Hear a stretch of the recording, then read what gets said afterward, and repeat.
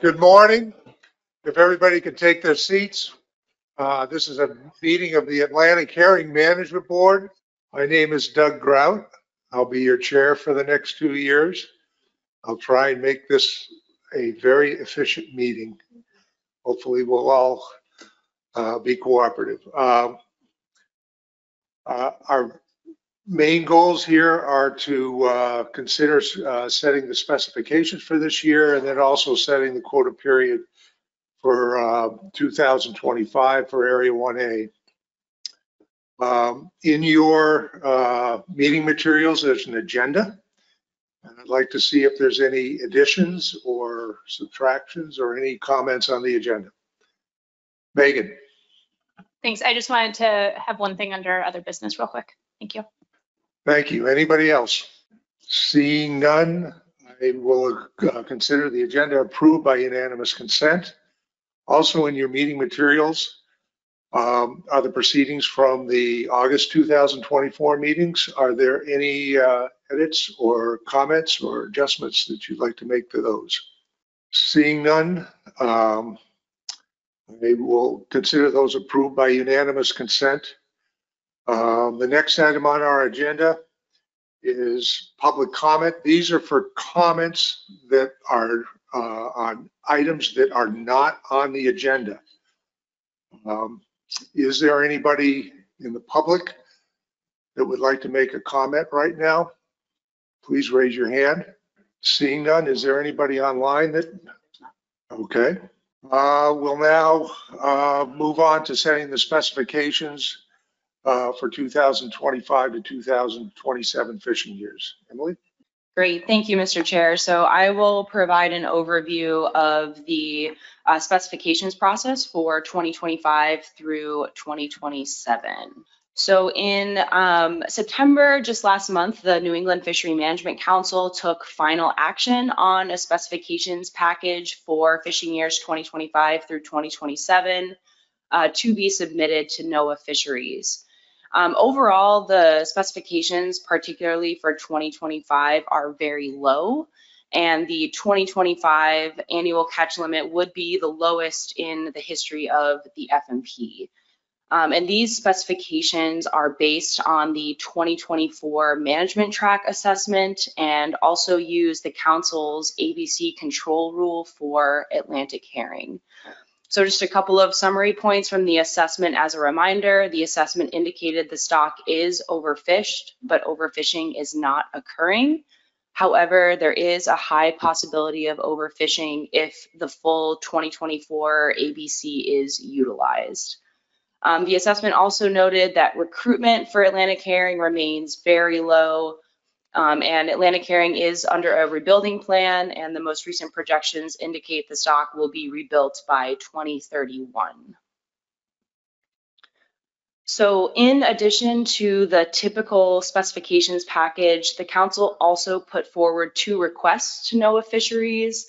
So first, the Council requested an in-season adjustment to reduce the default 2025 specifications down to the new revised specifications for 2025. So as a reminder, those default 2025 specifications were put in place a couple of years ago as part of the 2023 through 2025 specs package. And so those are still in place until the new specifications are implemented.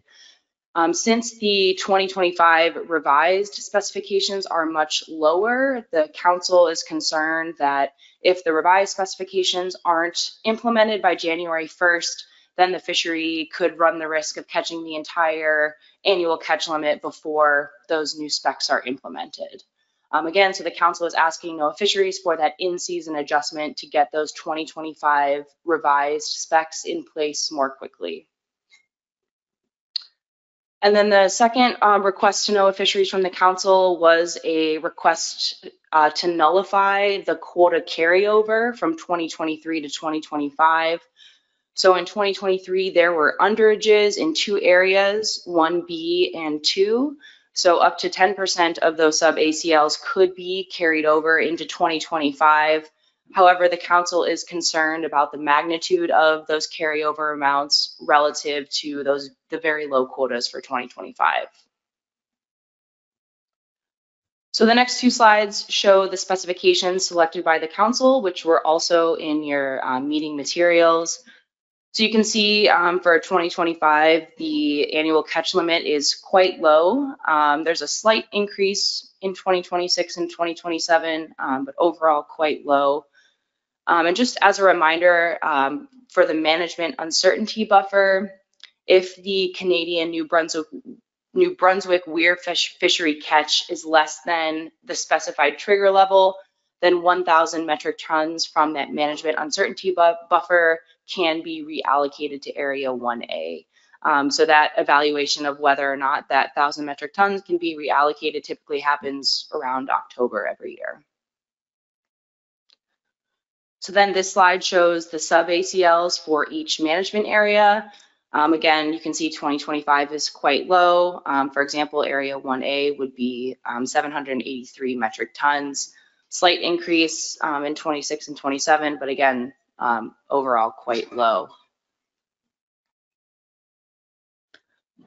And then finally, the council agreed to maintain the same current river herring and shad catch caps for the specification package. And the current catch caps have been in place for the past few specification cycles. And just to finish up, just summarizing some of the discussion from the council meeting last month, the council noted concern about the magnitude of the reduction for 2025 and the associated social and economic impacts. Again, the new 2025 ACL would be the lowest in the FMP history, and the council noted that these new catch limits would not support a directed commercial fishery. So I'm happy to take any questions. Just as a reminder, the board is considering today setting these specifications contingent on a rule being published by NOAA. Thank you. Any questions for Emily?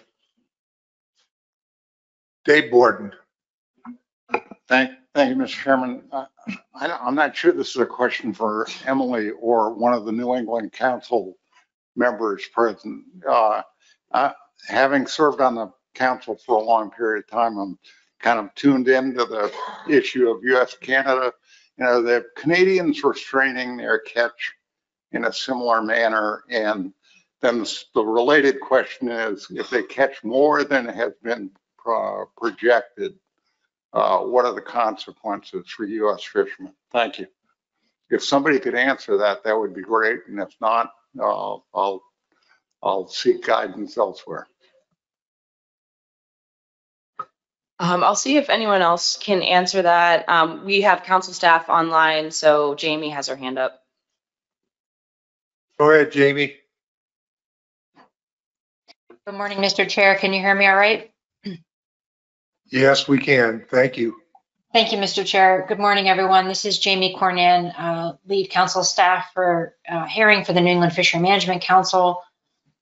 The herring fishery in Canada, in the fixed gear fishery, is managed by effort controls, and that portion of the fishery does not have a quota-based system.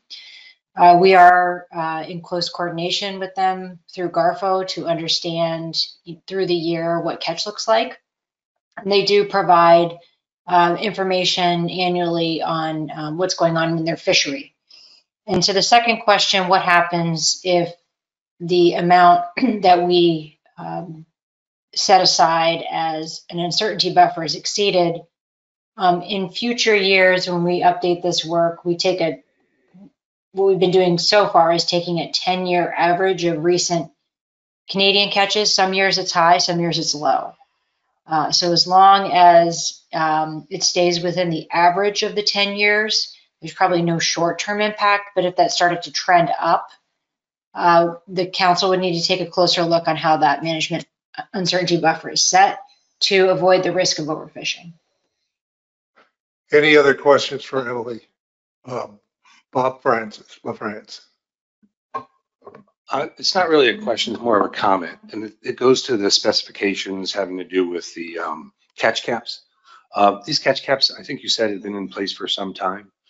Southern New England, at least Connecticut in particular, is having difficulty with our rebuilding some of our river herring. And we're concerned, I would say we're very seriously concerned, not about all of the work that's happening with regard to this particular species, Atlantic herring, But we are concerned that we're not getting the kind of improvement with all of the habitat restoration that we've done in those areas. And it is something that, as a concern for that, I'll be flagging today as probably a no vote on this whole package, because of the fact that we feel that more needs to be done. I appreciate I see Sherry here and other folks who are working on this at the New England Council area, and I appreciate the hard work that's happening there. This is really just something we want to make certain we kind of try to address into the future. How are we going to deal with the bycatch issue? I recognize it's complicated, but that's what I wanted to just put on the record. Thank you. Thank you. Any other questions? Yes, Jeff Kalen. Thank you, Mr. Chairman. I don't really have a question, but I think we need to keep in mind the directed fishery is going to be around 2,000 tons coast-wide. And that's why the council decided to leave the catch caps where they are. I mean, it's no threat to the rivers of Connecticut or anywhere else. There's no fishery. It's a bycatch fishery. So I had to respond to that last comment. Thank you. That's why the council did not take action and change the caps. Anybody else with questions for Emily? Council staff has their hand up. Jamie? Jamie Cornet? Thank you, Mr. Chair. To understand why the council decided to do status quo on river herring shad catch caps is a little bit informed by the fact that we are undertaking an amendment, Amendment 10. And in that action, the council is exploring two things right now: adjustments to the current catch cap approach, as well as the possibility of time area closures. So because that amendment allows for a more holistic look at bycatch management or incidental catch management, the council decided to keep the catch cap status quo for now, but is still exploring that through its Amendment 10. Thank you. Ray Kane.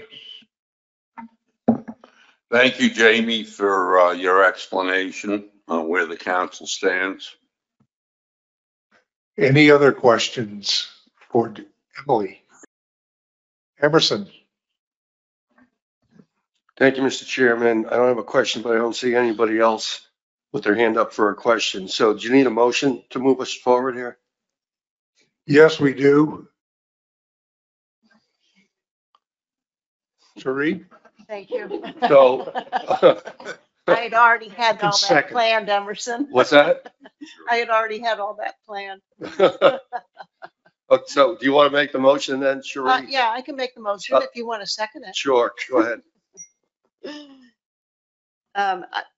I'd like to move to adopt the following specifications for the 2025 through 2027 fishing years for Atlantic herring as recommended by the New England Fisheries Management Council, contingent on the final rule being published by NOAA Fisheries. For 2025, the annual catch limit, domestic annual harvest equals 2,710 metric tons. Area 1A sub-ACL 783 metric tons. Area 1B sub-ACL 117 metric tons. Area 2 sub-ACL 753 metric tons. Area 3 sub-ACL 1,057 metric tons. For 2026 and 2027, the ACL domestic annual harvest would equal 6,854 metric tons. Area 1A sub-ACL 1,981 metric tons. Area 1B sub-ACL 295 metric tons. Area 2 sub-ACL 1,905 metric tons. Area 3 sub-ACL at 2,673 metric tons. For all 3 years, border transfer would be 0 metric tons each year. The fixed gear set aside 30 metric tons each year. The research set aside as a percentage of sub-ACLs be 0% each year. Seconded by Emerson. Yes. Okay. Sheree, would you like to provide justification for this? The justification would be being aligned with the New England Fisheries Management Council. And Emerson, do you have any comments you'd like to provide? Thank you, Mr. Chairman. No, I don't have anything else to add. Okay. Discussion on this motion. Bob LaFrance. Just to reiterate, I also understand that Amendment 10 is in fact in place, and I think it's really good work, but I think we'll still be a no vote. Thank you. Any other discussion? Seeing none, is there any objection to this motion?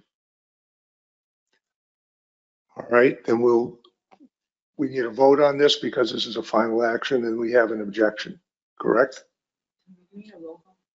If it's unanimous, then we can. It's not unanimous. What? Okay, then we would call it out. Or All those in favor, raise their hand. Rhode Island, Massachusetts, New York, New Jersey, NOAA Fisheries, Maine, New Hampshire. All those opposed? Connecticut. Are there any abstentions? Are there any no votes? The motion carries 7-1. Okay, the next item on our agenda is to set the quota period for the 2025 Area 1A fishery. Great. Thank you, Mr. Chair. So for the quota periods today, I will review the quota period system from Amendment 3 for the board to consider for the 2025 Area 1A fishery. So per Amendment 3, quota periods shall be set annually for Area 1A. The board can consider distributing the Area 1A sub-ACL in 3 different ways, either bi-monthly, by trimester, or seasonally. The board can also decide whether quota from January 1 to May 31st will be allocated later in the fishing season, so June 1st or later. And the board can also specify if underages can be rolled from one period to the next within the same year. So here on the screen are the 3 quota period options from Amendment 3. It's important to note that all of these options and allocation percentages are fixed, so these can only be changed through an addendum. So up on the top of the screen is the bi-monthly quota period category. So you have quota allocated in 2-month periods throughout the year. And then there's also an option for having landings before June 1st or not until after June 1st. And then the bottom left is the trimester option. So this is 3 quota periods throughout the year. And then finally on the bottom right, you have the seasonal quota period option. So there's just 2 seasons throughout the year. There's 1 option for allowing landings before June 1st and 1 option for not allowing landings before June 1st. So for reference, here are the quota periods approved by the board in recent years. In 2019, the board chose to use the bi-monthly option for Area 1A with no landings prior to June 1st. And then for the most recent 5 years, 2020 through 2024, the board has used the seasonal quota period option with no landings prior to June 1st. And the board has allowed underages to be rolled from one period into the next. So I'm happy to take any questions. And again, just as a reminder, the proposed sub-ACL for Area 1A for reference next year is 783 metric tons. Any questions for Emily? Jeff Kalin. Thank you, Mr. Chairman. Can this motion extend to the 26 and 27 fishing years also, since we just set specs for 3 years? Would that be in order, Mr. Chairman, to make a motion that would accomplish that? And I have a motion to that effect. I think Tony and I are going to quickly look that up to see if the board can do that, exactly what the FMP says. While they're looking that up, are there any other questions? Okay, we'll wait for, So the FMP says quota periods shall be determined annually. So I think we're just at 1 year at a time. okay, with that, is there a motion? Sherry Patterson. Thank you, Mr. Chair. Move that the board implement seasonal distribution of quota for the 2025 Area 1A sub ACL with 72.8% available from June through September and 27.2% allocated from October through December with no landings prior to June 1st. And for underages to be rolled over into the next quota period. The fishery will close when 92% of the seasonal period's quota has been projected to be harvested. Jeff Kalen, are you seconding? Yes, sir. Okay. Jeff Kalen seconds. Any discussion? First of all, rationale, Sherry? The rationale is this is consistent with what happened last year. We do have days out meetings on an annual basis, 2 of them, so that we can react pretty quickly to any sort of changes within the fishery during those 2 periods. Thank you. Jeff, as seconder, would you like to provide some input on this?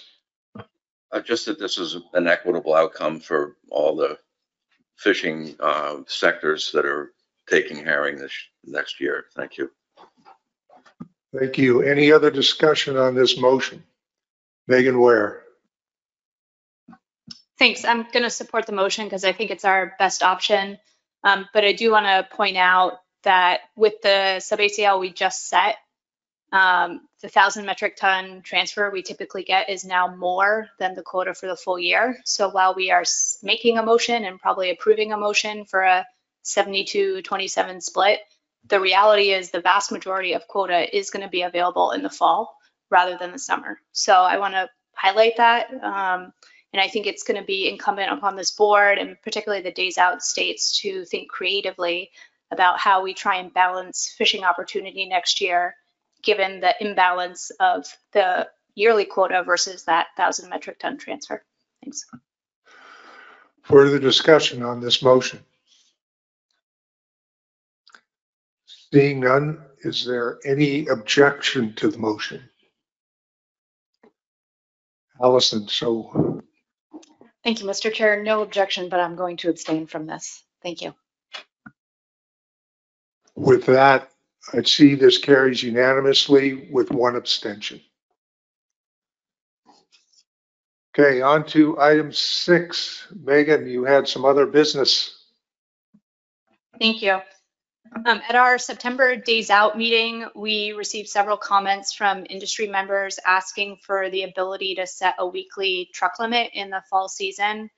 Not surprisingly, prompted by the very low quotas, and I think for some boats, a desire to minimize overages and maximize the number of fishing days.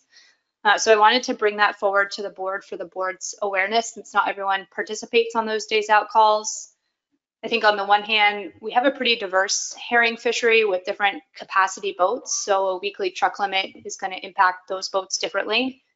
On the other hand, if we don't get that 1,000 metric ton transfer in the fall, I'm not sure we could open in the fall season without some sort of truck limit, because I do think the capacity of the fleet actually could exceed that 27%. So I just wanted the board to be aware of those comments and that conversation that happened, and just to think about this. Obviously, no one wants to be at these really low quotas, and I think we all hoped we would be rebounding at this point, but we aren't. So I'm personally recalibrating a little bit and to think about, what do we need to manage this fishery at lower quotas than we've seen. So thanks. Okay, thank you. Dennis Abbott. Yes, thank you, Mr. Chair. I agree with what Megan said. I was part of that conversation. But my concern would be if we set truck limits in the fall when there's different size boats operating, that we could end up with having to throw herring overboard because they could be catching, over truck limits to bring into port. So I think that's something that we probably ought to just deal with as we do our days out meetings during the season, because there was differing opinions on whether we should have limits on the amount of herring landed by each vessel. Thank you, Dennis. Ray Kane. Yes, thank you, Mr. Chairman. I support Megan's thoughts, but I also support Dennis. We do have we meet at least twice a year. And my question is, when's the last time we didn't get the 1,000-ton rollover from Canada? We usually get it.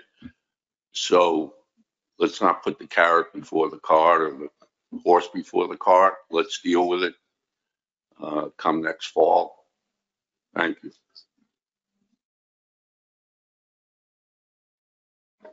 Keep in mind that, and correct me if I'm wrong, Emily, but I think we'd have to go through an addendum to allow truck limits in period 3. Okay, with that, any other business? I haven't seen any. Okay, thank you very much for a very efficient meeting. This meeting is adjourned.